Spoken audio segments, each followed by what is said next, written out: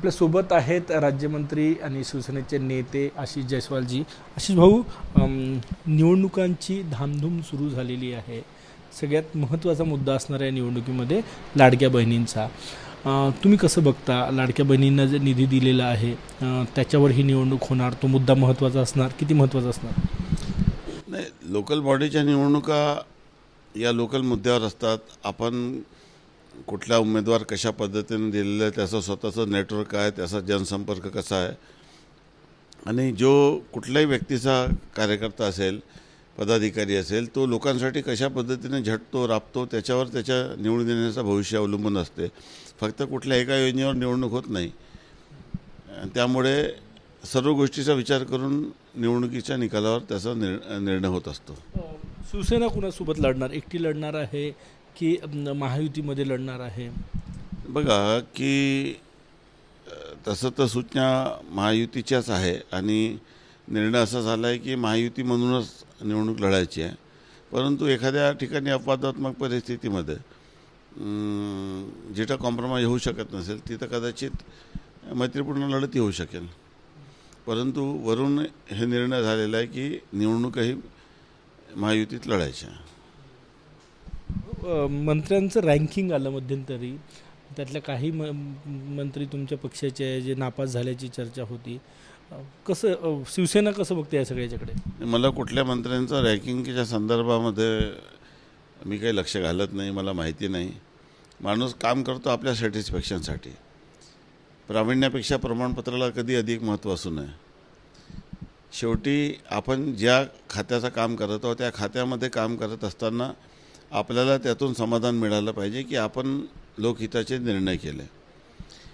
आणि मार्किंग देणे आणि लोकांची निवड करणे ही पॅरलल प्रक्रिया, त्याचे निकष काही वेगळे असू शकतात। आता मी ज्या खात्याचा कारभार सांभाळत आहे त्या खात्यामध्ये मी काय बदल केलं, काय मी त्याच्यामध्ये नाविन्यपूर्ण उपक्रम राबवत आहे, काय निर्णय करत आहोत, काय डिसिजन्स आम्ही घेतले। आता उदाहरण फक्त समजा एक विषय जर बघितला, जरी अनेक विषयाचं, कृषीमध्ये आम्ही काय निर्णय केलं की आम्ही लॉटरी बंद केली। कृषीमध्ये आम्ही काय निर्णय केला की 5,000 दरवर्षी 5,000 कोटीची भांडवली गुंतवणूक करून पीक विमा योजनेमध्ये जो गैरप्रकार होता तो थांबवण्यासाठी निर्णय घेतला। 1% नियोजनमध्ये 1% निधी दिव्यांगांसाठी देण्याचा निर्णय केला।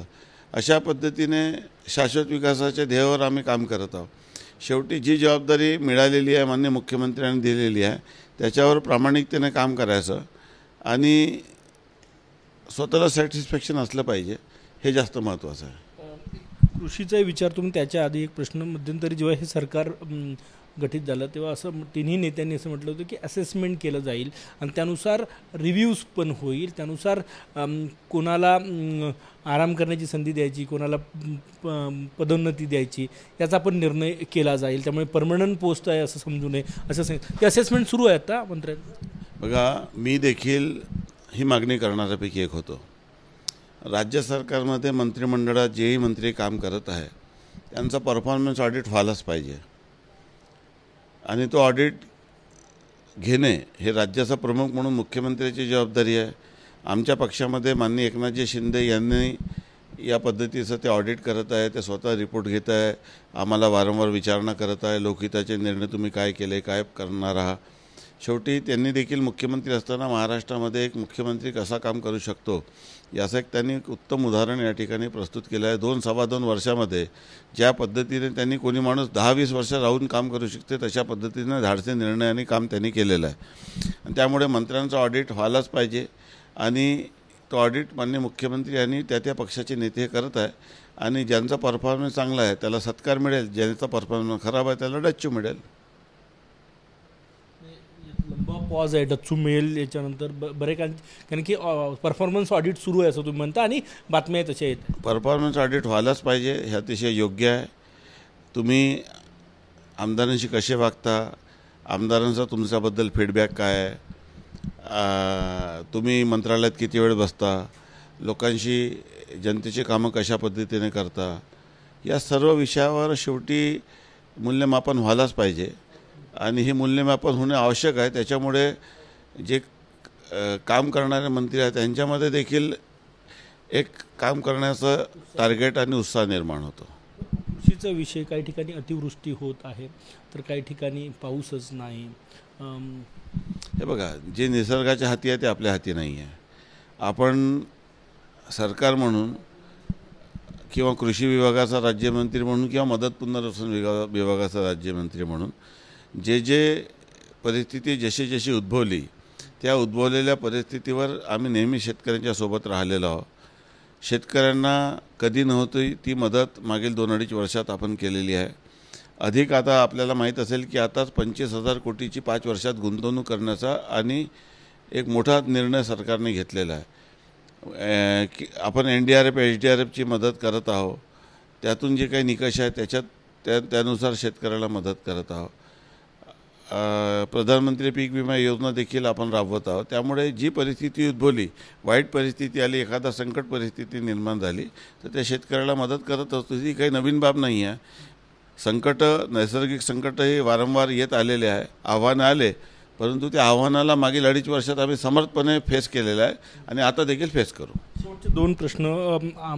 रिव्ह्यू सुरू आहे असं तुम्ही म्हटले, काही मंत्र्यांना डच्चू मिळू शकते पुढच्या काही काळात? त्या संदर्भामध्ये तो निर्णय आमच्या नेत्यांचा आहे. त्यांनी या संदर्भामध्ये जे काही अहवाल त्यांच्याकडे येईल, जे काही रिपोर्ट त्यांच्यापासून त्याच्यावर ते गुणवत्तेवर निर्णय करतील. आणि परफॉर्मन्स ऑडिट असलाच पाहिजे, याच्यात काही चुकीचं नाही आहे.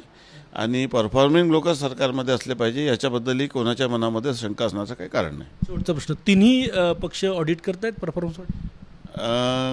मला वाटत आहे की करत असतील आणि करायलाच पाहिजे. तिन्ही पक्षांनी करायला पाहिजे. शेवटी आपण जेव्हा सरकारमध्ये काम करतो, मंत्री म्हणून काम करतो, तेव्हा राज्याच्या 14 कोटी जनतेसाठी आपण कुठले निर्णय घेत आहोत, जे मतदारसंघाचे आमदार आहेत त्यांना कशा पद्धतीने आपण मदत करत आहोत आणि सरकारची प्रतिमा उंचावण्यामध्ये, लोकाभिमुख निर्णय घेण्यामध्ये, जनसामान्याच्या हितासाठी सरकारच्या योजना राबविण्यामध्ये आपण आपला परफॉर्मन्स कसा आहे याचं मूल्यमापन होणे हे काळाची गरज आहे आणि ते व्हायलाच पाहिजे. कॅमेरामॅन सचिन सयामसह गजानन माटे, TV9 मराठी, नागपूर.